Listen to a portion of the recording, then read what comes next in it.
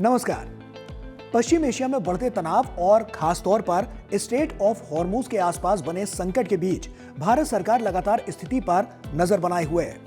वैश्विक supply chain में बाधा आने के बावजूद भारत ने अपनी नीतियों और त्वरित फैसलों के जरिए दवाओं की उपलब्धता और कीमतों को स्थिर बनाए रखा है।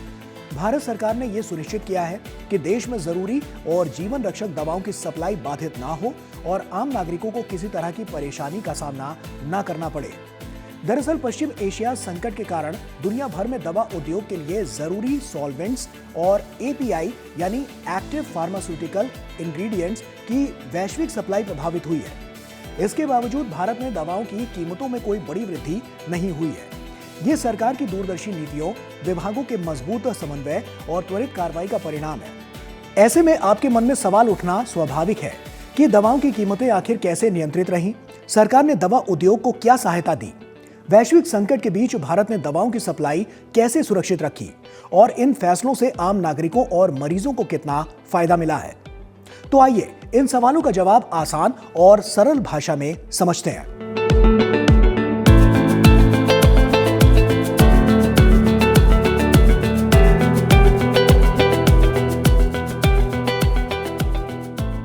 दरअसल फार्मास्यूटिकल के क्षेत्र में भारत दुनिया का तीसरा सबसे बड़ा दवा उत्पादक देश है और यहां लगभग 10,000 से अधिक दवा निर्माण इकाइयां और 3,000 से ज्यादा फार्मा कंपनियां काम कर रही हैं। ऐसे में सप्लाई चेन को स्थिर बनाए रखना सरकार के लिए बड़ी चुनौती थी, लेकिन त्वरित रणनीतियों के कारण स्थिति नियंत्रण में रही।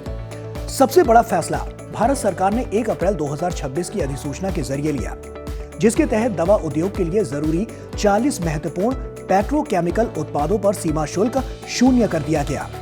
इससे दवा निर्माण में इस्तेमाल होने वाले कच्चे माल की लागत में कमी आई और कंपनियों को उत्पादन जारी रखने में मदद मिली।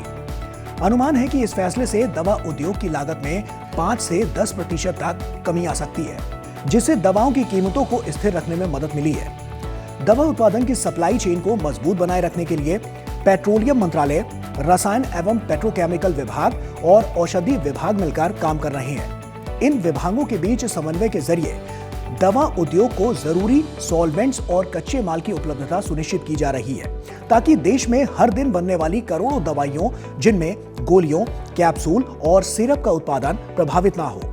दवा उद्योग के लिए सबसे महत्वपूर्ण कच्चे माल में से एक प्रोपलीन है।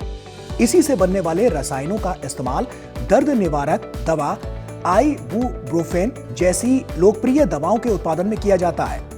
प्रोपलीन की निरंतर आपूर्ति के लिए भारत पेट्रोलियम कॉर्पोरेशन लिमिटेड यानी कि बीपीसीएल की कोची और मुंबई रिफाइनरियों से लगातार सप्लाई की जा रही है। भारत में हर साल लगभग 10 अरब से ज्यादा आइबुप्रोफेन टैबलेट्स का उत्पादन होता है। इसीलिए इस कच्चे माल की निरंतर उपलब्धता बेहद जरूरी है। इसके अलावा दवा उद्योग के लिए जरूरी अमोनिया, मेथनॉल और ब्यूटेनॉल जैसे रसायनों की आपूर्ति भी सुनिश्चित की गई है। उर्वरक उद्योग न केवल दवा इकाइयों को अमोनिया की पर्याप्त आपूर्ति दी है, बल्कि मेथनॉल की सप्लाई के लिए असम पेट्रोकेमिकल्स लिमिटेड और Gujarat Narmada valley fertilisers and chemical limited ने अतिरिक्त उत्पादन देने पर सहमति जताई है। इससे एंटीबायोटिक और डायबिटीज की दवाओं के उत्पादन में इस्तेमाल होने वाले रसायनों की उपलब्धता बनी हुई है। सरकार ने एक और अहम फैसला लेते हुए मॉर्फोलिन पर लागू गुणवत्ता नियंत्रण आदेश को अस्थायी रूप से निलंबित कर दिया है। मॉर्फोलिन कई जीवन रक्षक दवाओं के निर्माण में इस्तेमाल होने वाला महत्वपूर्ण घटक है। इस फैसले से दवा कंपनियों को तुरंत राहत मिली और उत्पादन प्रक्रिया में किसी तरह की रुकावट नहीं आई। ऐसे में सरकार का साफ लक्ष्य है कि दवाओं की उपलब्धता बनी रहे, उत्पादन ना रुके और आम मरीजों पर महंगाई का बोझ ना पड़े। इसीलिए दवाओं की पैकेजिंग और लॉजिस्टिक्स पर भी सरकार लगातार नजर रख रही है। पैकेजिंग में इस्तेमाल होने वाले एल्यूमिनियम की सप्लाई को लेकर सरकार की निगरानी में इसे बहाल किया जा रहा है और स्थितियों को और ज्यादा बेहतर बनाया जा रहा है। इसके अलावा एमफ्यूल और शीशी की सीलिंग के लिए भी इस्तेमाल होने वाली एलपीजी और हाई स्पीड डीजल की सप्लाई पर भी सख्त निगरानी रखी जा रही है, ताकि उत्पादन प्रभावित ना हो। कुल मिलाकर देखें तो पश्चिम एशिया संकट और वैश्विक सप्लाई चेन में व्यवधान के बावजूद भारत ने दवा क्षेत्र में एक मजबूत और संतुलित रणनीति अपनाई है।